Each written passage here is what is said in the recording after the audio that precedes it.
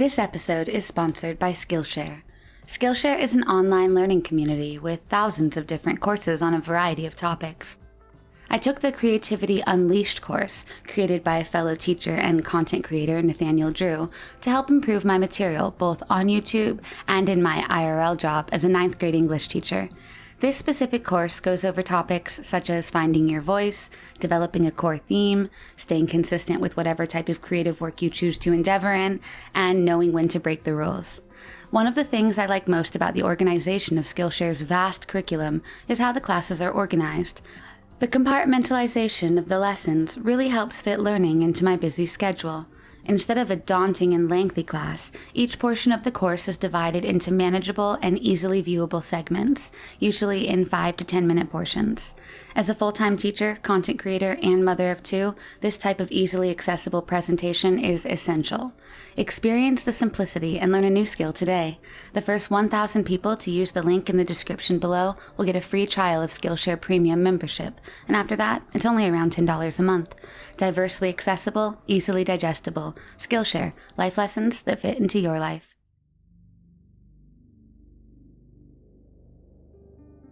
Jim Kimball grew up in Oak Park, Illinois, and was described by others as a shy and sensitive boy who was very close to his family.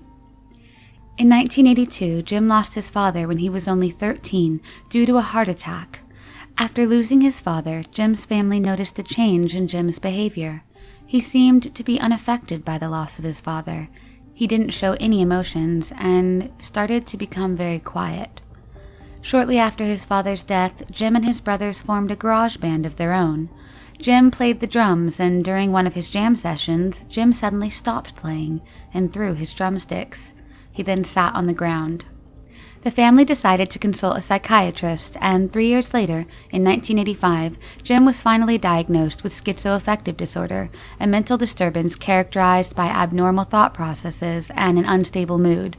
He was prescribed medication, and although he was able to graduate from high school and hold a few jobs, the next 8 years he would be hospitalized several times for relapses and recoveries. Jim eventually moved into a community living center, a halfway house in Maywood, Illinois, approximately 10 miles from his family home. In April of 1993, Jim went to visit his family for Easter weekend.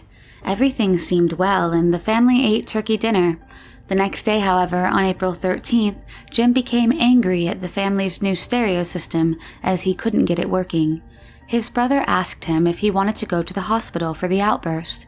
Jim declined and said that he wanted to go for a walk. This was the last time his family ever saw him. He would not return to his family home from the walk and did not attend work the next day. His family reported him missing, and because he wasn't carrying the medications he needed for his condition, he was marked as endangered missing. The family searched the neighborhood, homeless shelters, made phone calls, and disturbed missing persons flyers all across the country, but to no avail. Then, almost a year later, in March of 1994, a police officer patrolling South Bend, Indiana, found a young man disoriented and wandering aimlessly around the area. The officer gave him a sobriety test to see if he was intoxicated. The man passed the test, and the officer let him go. A few weeks later, the officer saw the missing poster of Jim and realized the man could have been Jim. Authorities believe that possibly someone could have taken Jim against his own will. Jim has not been seen since, and his case remains open and unsolved.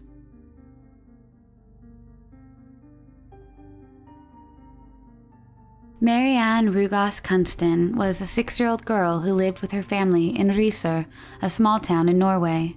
Her mother, Orin, had recently given birth to a baby girl about 4 months prior. Her parents were divorced, and her father lived in Kragerø. Her mother had started dating and had a new boyfriend with whom she had recently moved in. The family was happy, and Marianne loved her new home, which had a large garden. On the 28th of August, 1981, Marianne got up and went to school. She had just started the 1st grade. School was short and ended around noon. Marianne decided to go to a friend's house to play and returned home later in the day. Upon her return, her mother, Orin, told her that she had to go to Arendal, which was about 50 kilometers away, to buy new curtains for the living room. Marianne said that she wanted to go with her, and Orin agreed. She then gave her some change and told her to get herself an ice cream before they left for Arendal. Marianne took the money and made her way to a small shop called Frydenvar Valhandel. The shop was only 340 meters away from her home, and she had gone to the shop alone several times prior. She bought the ice cream from the shop and ate it in the parking lot outside the store. She returned home to find her cousin, Nina, at her house. Nina came to look after Marianne's baby sister while Marianne and her mother were going to be away. Marianne then decided to stay at home with Nina and play. Before leaving, Oren gave Marianne some more money to buy ice cream and sweets for everyone later in the day. Oren left and the girls played for a while. At around 2:30 p.m., Marianne left again to buy ice cream for the second time. She made her way to the Frydendal Varhandel shop. She was barefoot and wearing a bright summer dress. She bought 2 ice creams and a bag of candies and left the store. This would be the last time she was seen alive. When her mother returned home and Marianne hadn't arrived, she reported her missing. An extensive search was carried out immediately. The families, volunteers, and police searched for the girl for the next few days, using helicopters equipped with thermal imaging cameras and cadaver dogs, but no trace of her would be found. It wasn't until 4 days later that police started questioning witnesses and started treating the case as a true crime. The police believed that Marianne may have been abducted in a car near the store. The police ramped up the search and the investigation, but to no avail. The search was officially called off on the 7th of September. During their investigation, police had multiple suspects, but none of them have ever been convicted. On October 16, 1981, a Vergashai man in his 50s was arrested and charged with Marianne's kidnapping. However, he was released the following year on June 22, 1982, due to lack of evidence. Marianne's father was also a suspect for a time, and police kept a close eye on him, but he was cleared soon after. In 1998, Thomas Quick confessed to abducting Marianne and killing her. He had confessed to at least 30 murders in Sweden and in Norway. He was convicted of 8 of these murders. However, he withdrew all of his confessions in 2008, and it was found that he had falsely confessed to all murders. He was incarcerated in a mental institution for personality disorder and was released in 2013. In 2017, private investigator Greta Stroma stated that the police made several errors during the investigation and demanded that the case be reopened. However, the Agda Police District rejected the request. Marianne's case has been reopened multiple times over the years, but none of the leads have ever panned out, and she remains missing to this day. Joshua Miller was a 20-year-old university student living in St. John, Newfoundland and Labrador. He was working 2 jobs at the time, one at a hardware store and the other as a bouncer. On the 8th of February 2013, Joshua was at a friend's house before heading to several bars on George Street. At the bar, he got into a fight with another man in an inebriated state. His friends put him in a taxi at around 2 a.m. This would be the last time his friends ever saw him. The taxi driver said that he dropped Joshua off in the area of Blue Petit Drive in the city's East End near Stavanger Drive. He said that he was meeting a friend there. The taxi driver claimed that Joshua did not pay for his fare. When he got out of the taxi, he was wearing only a blue t-shirt and jeans. At that time of the year, temperatures reached below -20 degrees Celsius or -4 degrees Fahrenheit, and it was unlikely that Joshua would have made it in just the clothes he was wearing. The next morning, Joshua missed his shift at the hardware store. His friends and family made several calls and sent text messages to him, but he did not answer any of them. It was found that he had left his phone in the back of the taxi. Police analyzed his phone, but were unable to uncover anything that would help them in their investigation. The police, however, did get in touch with the friend whose house Joshua had been drinking at prior to going to the bar. The friend said that Joshua would often crash at his place, and it was strange that Joshua didn't return to his home, which was only a 5-minute cab ride from the bar. He also said that Joshua didn't know anyone who lived around Blue Petit Drive. In the days after his disappearance, the police searched everywhere for him, on horseback and helicopter, but no trace of him would be found. The person Joshua had a fight with that night was questioned, but cleared. The taxi driver was also cleared after questioning. Police received 3 tips over the years, which placed Joshua at 3 different locations. One tipster said that he saw Joshua at Avalon Mall the day he went missing.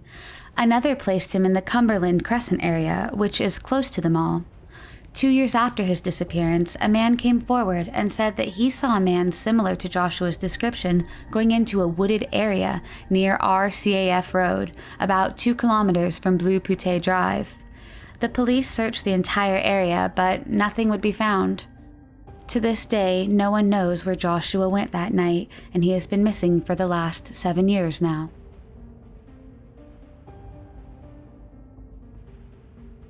Only 12 years old at the time of her disappearance, Kathleen Ann Kelly, called Kathy by her friends and family, was last seen on May 22, 1981. With light brown hair and a slight build, Kathy was around 5'2" and weighed about 100 pounds. She was wearing a gold cross necklace at the time of her disappearance. On May 22nd, Kathy went on an outing with her nieces and nephews to the Chess Arena skating rink in Cheswick, Pennsylvania. Despite the fact that she was their aunt, Kathy's nieces and nephews were all of a similar age range to her, as she had much older siblings. The kids were at the rink because Kathy's brother-in-law, who was married to Kathy's older sister, Judy Stanko, was working that shift. Judy, Kathy's sister, was 35 at the time and also worked at the rink, although she was on maternity leave at the time of Kathy's disappearance. Sometime in the middle of the outing, Kathy became listless and bored with the current activities, so she left the chess arena and ambled the 8 blocks to her older sister's home, where the new mom was home alone with her newborn daughter. Kathy hung out at her sister's for around an hour, and then she left, ostensibly to walk the 6 blocks back to her own home in Springdale, Pennsylvania. While she lived technically in a different town than her sister, the two are right next to each other, and while a river runoff and a large amount of empty space seems to divide the 2 towns, Kathy had walked this route many times before, so while her sister did offer to drive her multiple times, Kathy insisted she go at it alone, which was suspicious to her older sister, but at the time she chose not to press the matter further and allowed Kathy to walk on her own. Kathleen never arrived back at her home that evening and has never been seen or heard from again. Some members of her family still hold out hope that Kathy did not actually get abducted or hurt, but that she willingly ran away. Kimberly Robinson, Kathleen's niece, was almost 4 years older than Kathleen at the time of her disappearance, and both girls lived within close proximity to each other and therefore were quite emotionally bonded. Kimberly postulates that Kathy was not abducted at all, but instead left on purpose. Kimberly is vague when she mentions that there were familial issues that Kathy wanted to distance herself from. She doesn't go into detail about these personal family issues, but other members of her family also do not believe that Kathy was abducted, and instead think she left willingly, to escape what they do not say. Possibly as a result of this sureness of the family members that no actual crime took place, investigators did not take Kathy's disappearance seriously and treated her case as a runaway from the very beginning. Whether or not her family simply wanted to explain away what was actually a deadly crime is up to debate, as some wonder if the familial problems were more serious than what was vaguely mentioned.